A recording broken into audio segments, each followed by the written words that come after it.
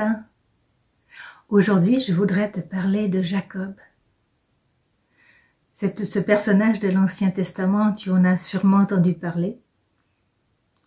C'est Jacob et Ésaü, ses deux frères, ses jumeaux, qui se sont querellés.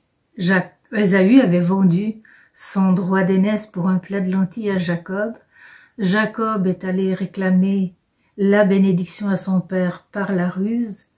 Ésaü en a voulu à mort à son frère, au point que Jacob a dû fuir, s'en aller se réfugier très loin chez Laban, son oncle à Haran. À Haran, il s'est marié avec Léa, avec Rachel. Il a eu des enfants avec ces deux épouses-là et des concubines. Puis 20 ans après, il a décidé de retourner chez lui. Il avait entre-temps, s'était enrichi, il avait tout un troupeau, des richesses, des servantes, des serviteurs. Donc il est retourné, il a fait une longue marche jusque chez lui. Mais c'est une marche qui a été difficile et qui était particulière.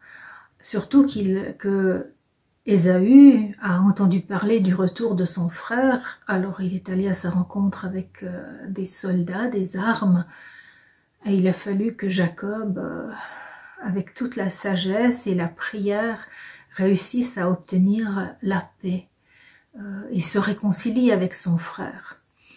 Ésaü, dès lors, il lui dit, rentre avec moi, je t'accompagnerai jusqu'à Séhir, là où s'était installé Ésaü. Et là, Jacob, il lui dit, non, ça va pas, je peux pas marcher avec tes hommes. Je vais vous le lire, c'est dans le livre de la Genèse au chapitre 33, les versets 12 à 14. Ésaü dit, faisons route ensemble, je te précéderai. Jacob lui répondit, mon maître sait que les enfants sont délicats. J'ai aménagé les brebis et les vaches qui allaitent.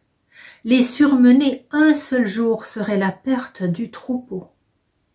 Que mon maître daigne précéder son serviteur, et moi, j'avancerai doucement au pas du troupeau qui chemine devant moi et au pas des enfants. C'est de cette marche que je voudrais te parler.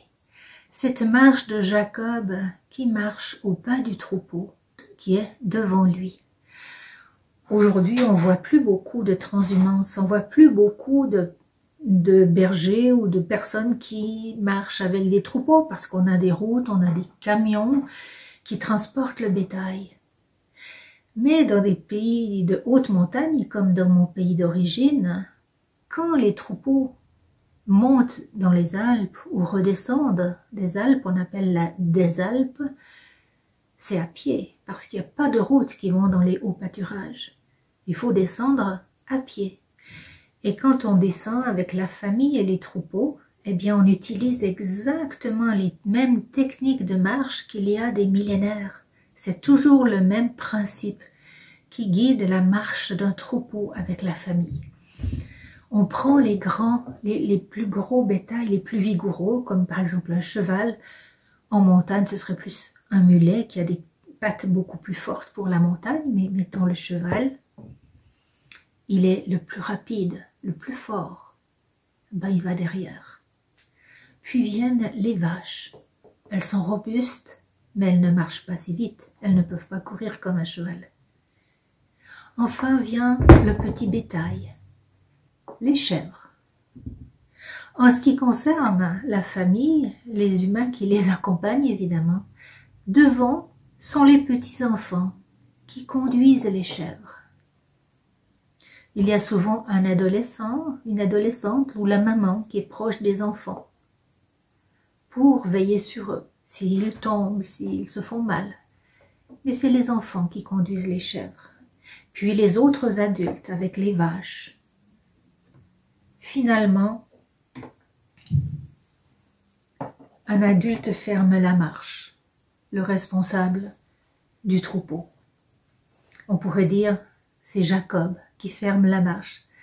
Il a dit, je marcherai doucement au pas du troupeau qui chemine devant moi, au pas des petits-enfants. C'est comme ça qu'on marche quand on chemine avec un grand troupeau. C'est comme ça qu'on arrive tous ensemble à bon port, à la bonne destination. Si on marchait, si on mettait les plus vigoureux devant, évidemment les autres s'épuiseraient ou s'égareraient, se perdraient. C'est intéressant que Jacob ait dit « je vais perdre tout le troupeau ». Pour lui, si on n'est pas tous arrivés, c'est un échec total. C'est comme si on a tout perdu. On ne peut pas être content quand on n'est pas tous arrivés. D'ailleurs, en Suisse, quand on fait la des Alpes, ils arrivent tous ensemble dans cette configuration-là. Ils arrivent au village, dans la vallée, et c'est la fête. C'est une immense fête, la des Alpes. Mais ça ne serait pas la fête s'il n'y avait que les plus vigoureux qui étaient arrivés et que les petits, les faibles, se seraient perdus dans les montagnes ou seraient arrivés complètement épuisés. Ce ne serait pas la fête. La fête est quand on est tous arrivés en bonne santé. On est tous là, ensemble, arrivés au but. Il y a aussi une autre chose qui est intéressante dans l'histoire de Jacob. Jacob, il a dit non, je vais y aller doucement. Mais imaginons que quelqu'un dans le groupe dise oh ben, nous là on a envie de se dégourdir les jambes, on est prêt, on est plein d'énergie, on en a marre de marcher au pas des petits, de se traîner. On n'a pas envie de ça, on a envie de se dépêcher. Puis on vous attendra. Alors il serait parti. Il serait parti rapidement. Il serait parti à Séhir. Mais Jacob, il n'est pas allé à Séhir. Dans sa sagesse, il a compris que ce n'était pas bien. Que Ésaü, même s'il avait obtenu une relation pacifiée, il voyait bien que dans le cœur d'Ésaü, il y avait encore la haine qui grondait, l'amertume, un désir de vengeance. Dieu l'a appelé à aller d'abord à Sukkot, puis Sichem, puis finalement Bethel. Il lui est apparu en lui disant « va à Bethel ». Bethel, ça veut dire la maison de Dieu. Donc c'est vraiment une très belle image, ce voyage de Jacob, une image de la marche de l'Église. On marche en Église pour rejoindre la maison de Dieu, pour ne pas se tromper de route, pour ne pas se retrouver à Séhir dans un lieu de haine et d'amertume. Pour se retrouver à Bethel, il faut marcher au pas des enfants, du troupeau, des plus petits, des plus vulnérables. On dit qu'une société se mesure à l'attention qu'elle porte aux plus faibles, aux plus vulnérables. C'est pas une attention due à de la condescendance, de la pitié pour les faibles. Dieu nous a tous créés à son image. Du plus fort au plus petit, on est à l'image de Dieu. On est créé comme être humain, évidemment, pas les animaux, mais les êtres humains, on est créé à l'image de Dieu. On est créé digne. L'essence de Dieu, c'est l'amour.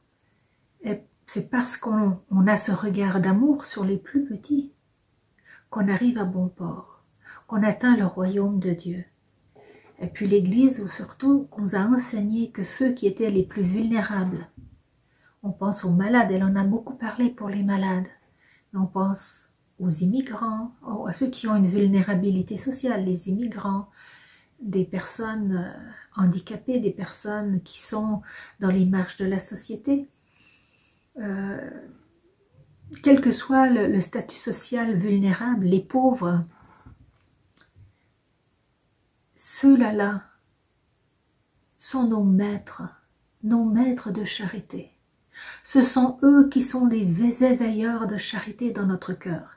C'est grâce à eux qu'on progresse, qu'on grandit dans la foi, dans la charité. C'est grâce à eux qu'on ne se trompe pas de route. On ne peut pas marcher plus vite qu'eux. C'est eux nos maîtres de charité, nos éveilleurs de charité. C'est par eux qu'on grandit dans la patience, la douceur, la bienveillance, la tempérance, la mesure, La charité grandit grâce à eux. On leur doit reconnaissance de marcher doucement à leurs pas. C'est une responsabilité que chaque génération, chaque culture, chaque société a de se questionner. Est-ce que je marche au pas de tous les petits de ma société et de ma communauté? Est-ce que moi, dans mon cœur, j'ai quelqu'un qui inconsciemment j'ai plutôt mis derrière parce que ça ne m'intéresse pas de marcher à son pas? J'ai de la difficulté avec ce genre de personnes-là. Dans notre société en Amérique du Nord, on a vu à cause de la pandémie qu'on n'avait pas marché au pas de nos aînés, qu'ils sont morts comme des mouches pendant la pandémie. C'est une honte pour nous.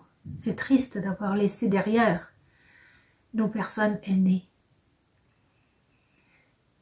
Notre Église, elle doit marcher au pas de tous les plus petits, de tous les plus vulnérables de notre société, de notre communauté.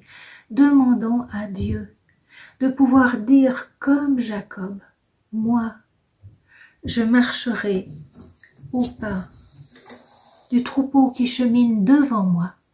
Il faut qu'il soit devant pour que je l'admire dans sa beauté et dans sa dignité. Il ne faut pas qu'il soit derrière. Il marche devant moi, au pas des enfants, au pas des plus vulnérables. Demandons à Dieu ce regard de reconnaissance envers nos maîtres de charité.